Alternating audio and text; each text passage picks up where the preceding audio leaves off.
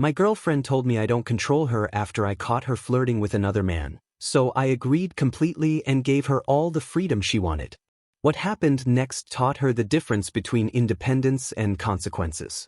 I never expected a simple dinner at our usual spot would become the moment everything unraveled, but sometimes the truth has perfect timing. I had been dating Brooke for 2 years, and we had this routine of meeting every Thursday at Rosewood Grill in Boulder, a place with mountain views and wine prices that matched. I worked as a precision metal worker, crafting custom automotive parts for high-end restoration projects, while Brooke ran her freelance wellness coaching business from our shared condo. I thought we were building something solid together, the kind of relationship where you start making long-term plans and thinking about shared futures.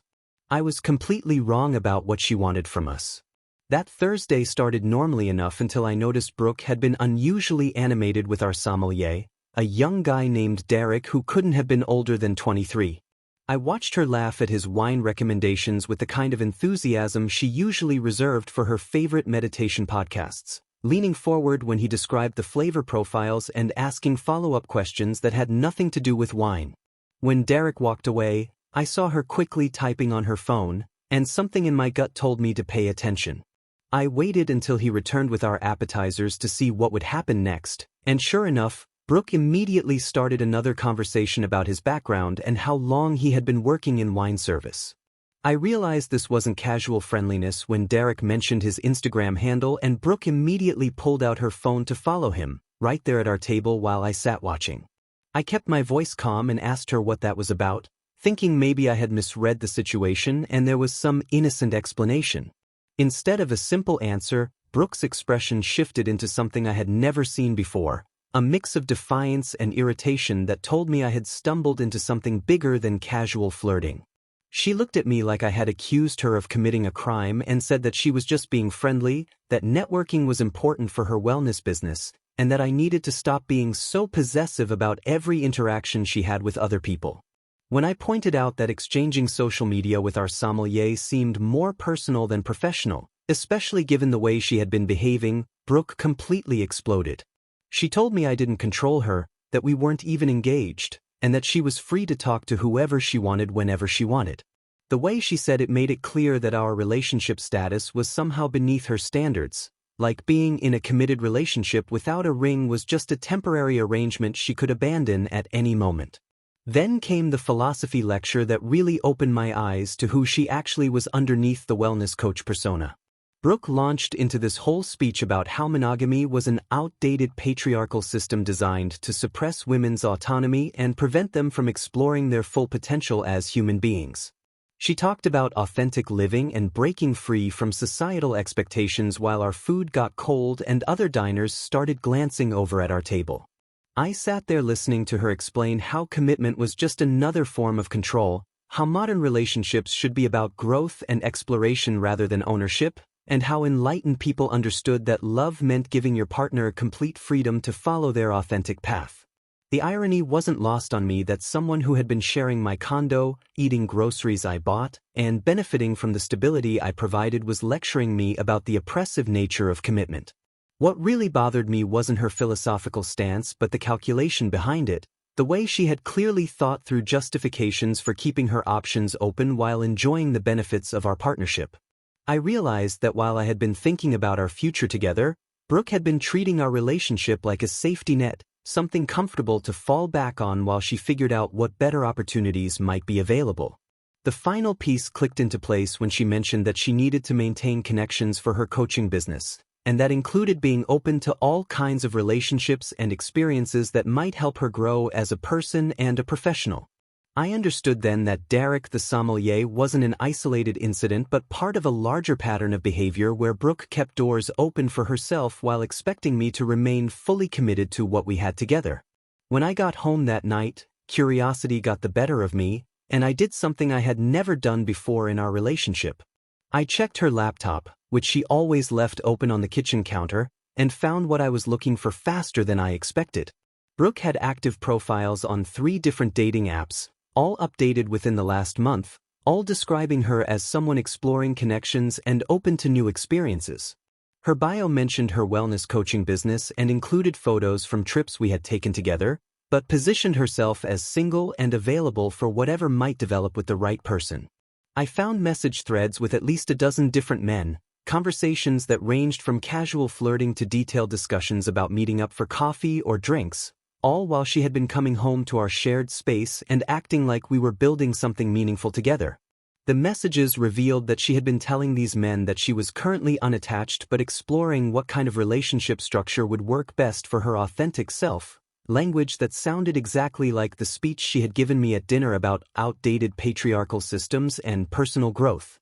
Instead of confronting her with the evidence or demanding explanations, I did something that completely caught Brooke off guard the next morning. I told her she was absolutely right about everything she had said at dinner, that we weren't engaged, and that she should be completely free to explore whatever connections felt authentic to her. I watched her face cycle through confusion, surprise, and then something that looked almost like panic as she realized I wasn't going to fight for our relationship or make promises about engagement rings and future commitments. She had clearly expected me to argue with her philosophy, to get jealous about Derek, or to pressure her into choosing between me and her need for freedom, but instead I was agreeing with her assessment of our situation and supporting her right to live according to her values. The conversation felt surreal because Brooke kept trying to backtrack and explain that she hadn't meant we should actually change anything about our living arrangement or daily routine, just that she needed me to understand her perspective on modern relationships and personal autonomy.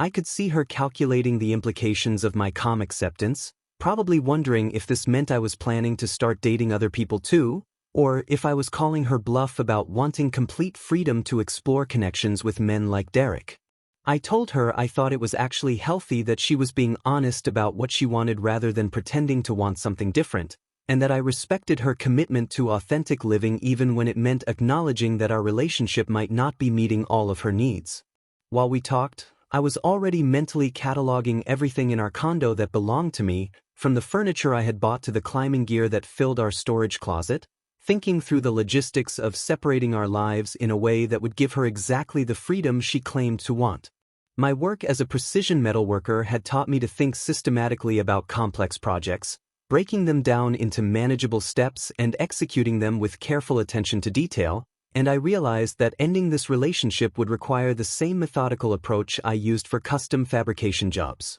The irony wasn't lost on me that while Brooke talked about authentic living and breaking free from societal expectations, she seemed genuinely surprised that I was taking her words seriously instead of trying to negotiate some compromise that would let her keep the benefits of our relationship while maintaining her options elsewhere. I had been carrying around a secret for 2 months that suddenly felt like the biggest waste of money and emotional energy I had ever committed to in my life. The engagement ring I had been saving for was hidden in my toolbox at the shop, a princess-cut solitaire that had cost me 3 months of careful budgeting and represented my intention to build something permanent with someone I thought shared my values about commitment and partnership. I had planned to propose during our weekend trip to Vail that we had booked for the following month, probably at the mountain overlook where we had hiked on our first anniversary, somewhere meaningful that would have marked the beginning of the next phase of our life together. Instead of feeling devastated about the money or heartbroken about the future I had imagined,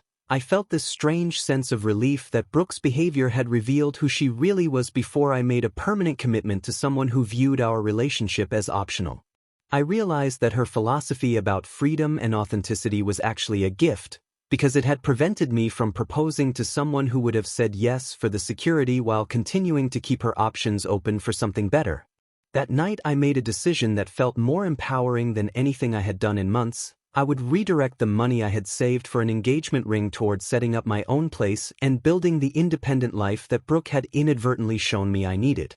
The perfect opportunity came 3 weeks later when Brooke left for her weekend wellness retreat in Sedona, a trip she had booked to study authentic movement practices with some guru who charged $2,000 for 3 days of guided meditation and interpretive dance. I called my friend Miles, a freelance sound engineer who owned a pickup truck and had helped me move heavy equipment for my metalworking projects, and told him I needed to execute a complete apartment evacuation in 48 hours. Miles understood the assignment immediately and showed up Saturday morning with coffee, moving blankets, and the kind of systematic efficiency that comes from years of setting up and breaking down audio equipment for events across Colorado. We started with the big pieces, my custom-built workbench that I had foolishly moved into our shared space, the leather sectional I had bought when we first moved in together, and the 65-inch television that had been my one major purchase the previous year. The dining room table, chairs, and the expensive espresso machine that had been my birthday gift to myself all went into the truck, along with my collection of metalworking tools that Brooke had always complained took up too much space in our storage closet.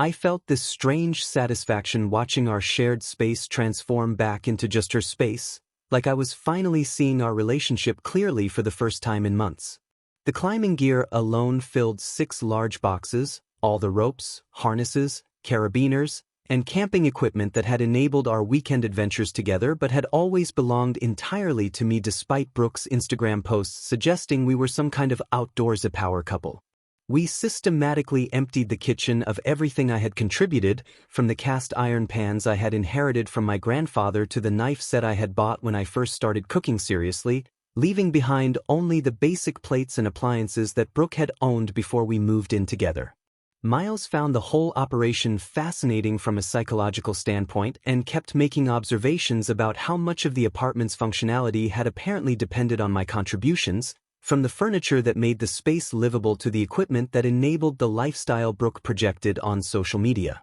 The discovery that changed everything happened when I was packing up my desk in the corner of our bedroom and found a drawer stuffed with papers that Brooke had clearly been hiding from me for months. Credit card statements showed balances totaling over $8,000 across 4 different cards, all maxed out with minimum payments that were past due by 30 to 60 days. There were overdue notices for her car payment, threatening letters from a collections agency about medical bills, and invoices for her wellness coach certification program that she had apparently never paid despite completing the training 6 months earlier. I photographed everything with my phone, not out of vindictiveness but because I realized I needed documentation of her financial situation in case she tried to claim I owed her money or had damaged her credit somehow. The pattern revealed in those bills explained so much about her behavior, from her reluctance to split grocery costs evenly to her sudden interest in networking with men who might provide financial opportunities, and I understood that my stable income had been subsidizing not just our lifestyle but her mounting debt crisis that she had carefully hidden from me. Miles helped me load the last boxes while I set up my new place in a converted warehouse space near my metalworking shop, a raw industrial loft that cost half what we had been paying for the Mountain View condo but offered twice the space for my equipment and projects. I paid 6 months' rent up front with money from my engagement ring fund, money that felt like the best investment I had ever made because it was buying me independence from someone who had been using our relationship to avoid the consequences of her own financial decisions.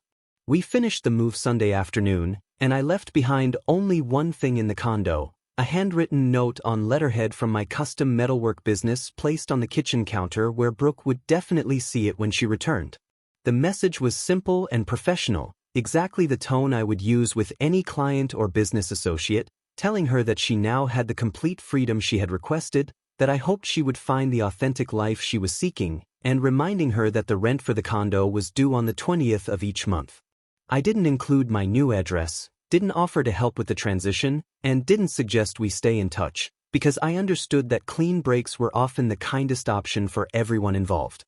Brooke returned from her Sedona retreat Sunday evening expecting to find me ready to discuss relationship boundaries and instead discovered a completely gutted apartment that looked like it had been professionally cleaned out by movers who knew exactly what they were doing. My phone started buzzing around 9 that night with calls I let go to voicemail, followed by increasingly frantic text messages that escalated from confused to angry to desperate as she walked through rooms that no longer contained any evidence of our shared life together. The first messages were relatively calm, asking where I was and whether I had taken some of my things to make space, but within an hour she was demanding explanations and accusing me of stealing furniture that she claimed we had bought together even though I had receipts for everything in my truck. Her calls became more frequent as the reality set in that losing my income meant she would be responsible for the full $1,500 monthly rent on a place she had chosen specifically because my salary could cover the premium for mountain views and luxury amenities.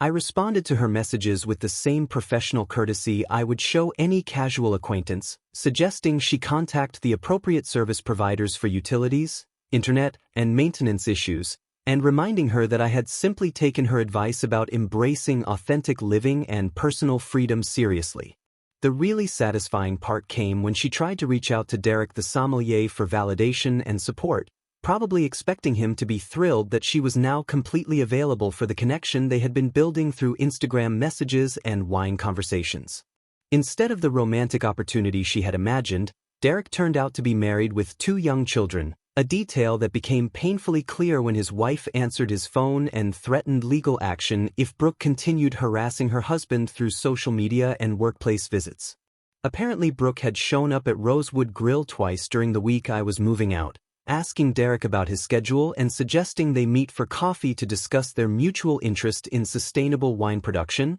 conversations that his wife had already heard about from concerned co-workers who recognized inappropriate behavior when they saw it. The discovery that her backup plan was actually a married father who had been politely tolerating her attention as part of his job responsibilities sent Brooke into a spiral of rage and self-pity that manifested in increasingly unhinged voicemails about how I had manipulated the situation to make her look desperate and pathetic. Emergency situations started piling up faster than she could handle them, beginning with the mountain bike she had borrowed from my collection breaking during a client session when the rear derailleur I had been meaning to adjust finally gave out completely. Without access to my tools or mechanical knowledge, she was stuck with a $400 repair bill for equipment she didn't own, couldn't afford to fix, and needed for the outdoor wellness experiences that formed the core of her coaching brand. The Wi-Fi router disappeared with my electronics setup, leaving her unable to access the premium meditation apps and wellness platforms she had been using to create content for her social media presence and coaching sessions. Her attempts to upgrade the internet service revealed that the account had been in my name, and establishing new service required a credit check that immediately flagged her outstanding debt and required a $300 deposit she couldn't afford on top of installation fees and monthly charges that were now entirely her responsibility. Even worse was discovering that many of the wellness apps and online courses she had been promoting to her clients were subscriptions I had been paying for without realizing they were business expenses rather than personal entertainment, and losing access to those resources meant she could no longer deliver the guided experiences that justified her coaching fees. I watched her desperation escalate through mutual friends who reported that Brooke was calling everyone in our social circle asking for advice about utilities, repairs, and money management, conversations that revealed how little she understood about the practical aspects of independent adult living that I had been handling quietly in the background for 2 years. Unable to afford the Mountain View condo on her wellness coaching income alone, Brooke started desperately searching for roommates but quickly discovered that her lifestyle requirements scared away every potential candidate who responded to her Craigslist ads and social media posts. She needed someone who could cover at least half the rent immediately, wouldn't mind her bringing different dates home multiple times per week, and understood that her wellness practice required complete freedom to use the common areas for client sessions and content creation at all hours. Her first roommate was Kelsey, a struggling yoga instructor who lasted exactly 3 weeks before moving out after witnessing Brooke throw a complete tantrum about having to buy her own groceries and split utility bills equally rather than proportionally based on income levels. Kelsey later told our mutual friend Sarah that living with Brooke was like sharing space with someone who had never learned basic adult responsibilities, from leaving dirty dishes for days to expecting others to handle maintenance issues and bill payments while she focused on her spiritual growth and authentic self-expression. The breaking point came when Brooke suggested that Kelsey should cover the internet and electricity costs entirely since her yoga teaching didn't generate enough income to justify equal splitting of expenses, a conversation that ended with Kelsey packing her things and warning other people in Boulder's wellness community about Brooke's entitled behavior and unrealistic expectations. During this chaotic roommate search period, Brooke's wellness coaching business started falling apart as clients began dropping her after she posted increasingly erratic content about authentic living and breaking free from societal expectations that came across as unhinged rather than inspirational. Her Instagram feed transformed from carefully curated wellness advice into rambling manifestos about how commitment-phobic men were preventing women from achieving their full potential, posts that alienated both her female followers who were happily partnered and potential male clients who felt attacked by her generalizations about masculine toxicity. The clients who remained started complaining that her coaching sessions had become more about her personal drama than their wellness goals, with Brooke using their paid time to process her own feelings about relationships, independence, and the challenges of maintaining spiritual practices while dealing with mundane responsibilities like rent payments and utility deposits. Her second roommate turned out to be Trevor, a 24-year-old aspiring influencer who responded to her ad because he needed a place to film content for his skateboarding and lifestyle brand and thought splitting a luxury apartment would improve his image with sponsors and followers. Trevor seemed like the perfect solution initially because he could afford his share of the rent through family money and didn't judge her dating habits, but within a month he was throwing unauthorized parties that brought dozens of strangers into the condo, filming skateboarding videos that damaged the hardwood floors and left wheel marks on the walls, and treating the space like his personal content studio rather than a shared living situation. The final straw came when Trevor disappeared overnight owing 3 months of utilities and leaving behind property damage that would cost more than Brooke's entire coaching income to repair, forcing her to deal with angry landlords, unpaid bills, and security deposit forfeiture entirely on her own. Facing eviction proceedings and with her coaching business reduced to 2 remaining clients who paid inconsistently, Brooke was forced to take a part-time job at a supplement store in a strip mall 40 minutes from downtown Boulder, a dramatic fall from the lifestyle influencer persona she had cultivated through our relationship. The irony wasn't lost on me that someone who had lectured me about authentic living and breaking free from societal expectations was now working retail to afford basic necessities, discovering that independence required skills and discipline she had never developed while relying on others to handle the practical aspects of adult life.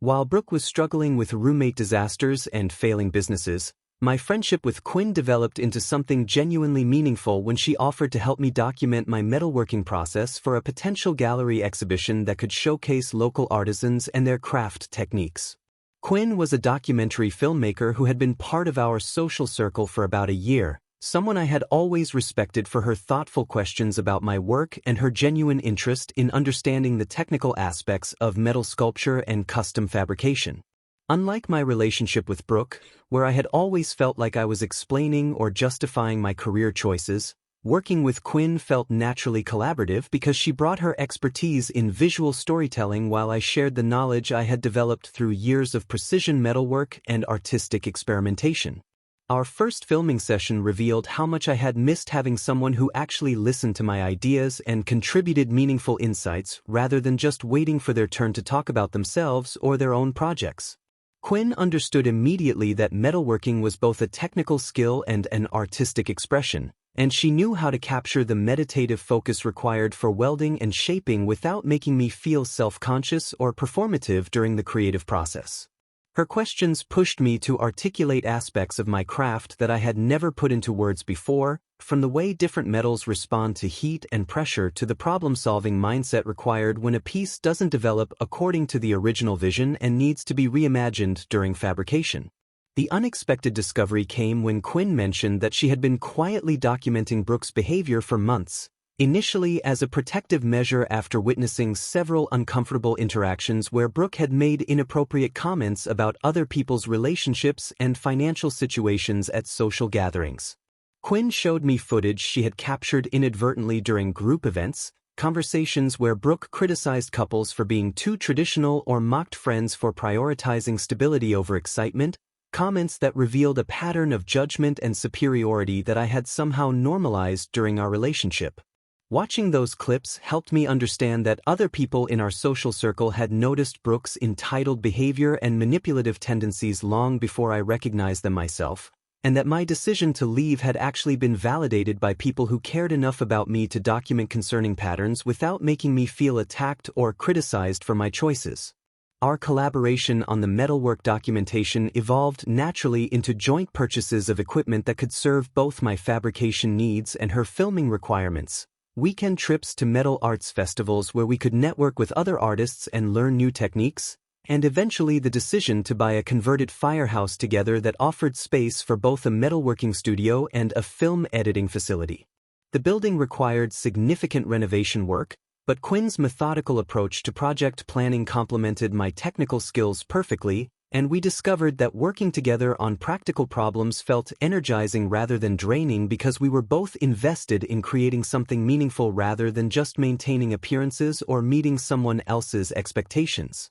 What struck me most about our partnership was how different it felt to make decisions with someone who contributed equally to both the creative vision and the practical execution, rather than someone who expected to benefit from my efforts while pursuing their own interests independently. Quinn never asked me to fund her projects or cover her expenses, never made me feel guilty for working late or spending weekends in the shop, and never treated my income as a resource she was entitled to access for her own lifestyle goals or financial emergencies. Instead, she brought her own tools, skills, and perspective to everything we built together, from the converted firehouse renovation to the gallery exhibition that eventually featured both my metal sculptures and her documentary about local artisans, creating a genuine partnership based on mutual respect and shared creative ambition rather than financial dependency or romantic convenience.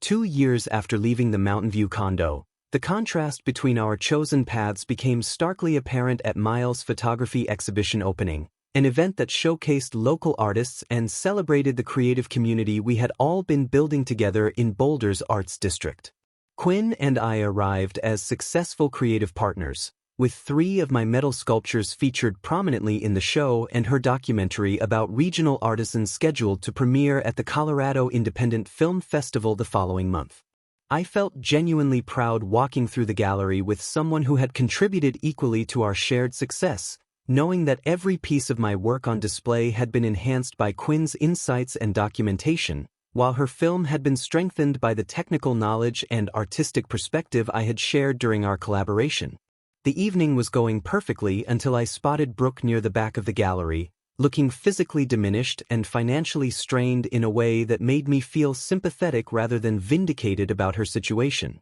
She was alone, checking her phone frequently with the nervous energy of someone hoping for rescue or distraction, wearing clothes that looked like they came from discount retailers rather than the boutique brands she had favored during our relationship when my income had enabled her lifestyle choices and image management efforts. Quinn noticed my expression change and followed my gaze, immediately understanding who we were looking at without needing any explanation, because Brooke's current appearance contrasted so sharply with the confident wellness influencer persona she had projected during our social gatherings 2 years earlier. When Brooke spotted us across the room, I saw her face cycle through recognition, calculation, and something that looked like genuine regret as she took in our obvious partnership and professional success, the kind of life she might have shared if she had valued commitment and collaboration over freedom and authentic self-expression. The major revelation came when Quinn stepped away to speak with Miles about technical aspects of his photography setup,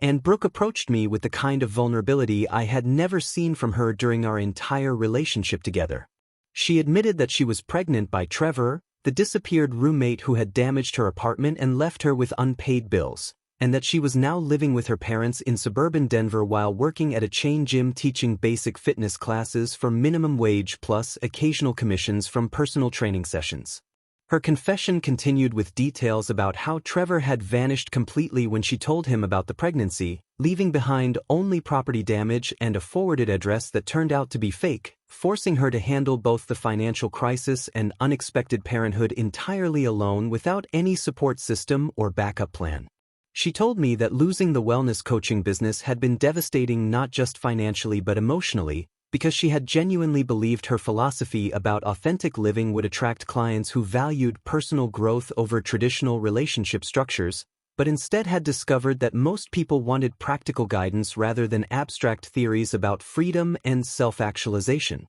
The most honest moment came when she admitted directly that she had never realized how much my stability and practical skills had enabled her lifestyle until she had to navigate utilities, repairs, budgeting, and basic adult responsibilities entirely on her own, challenges that had felt overwhelming rather than empowering despite her previous speeches about independence and personal autonomy. Looking at her now, financially broken and emotionally exhausted, I felt no vindictiveness or satisfaction about her struggles, just recognition that everyone had gotten exactly what they had chosen and that her rejection of genuine partnership had actually saved me from years of supporting someone who viewed commitment as optional convenience rather than mutual investment in shared goals and values.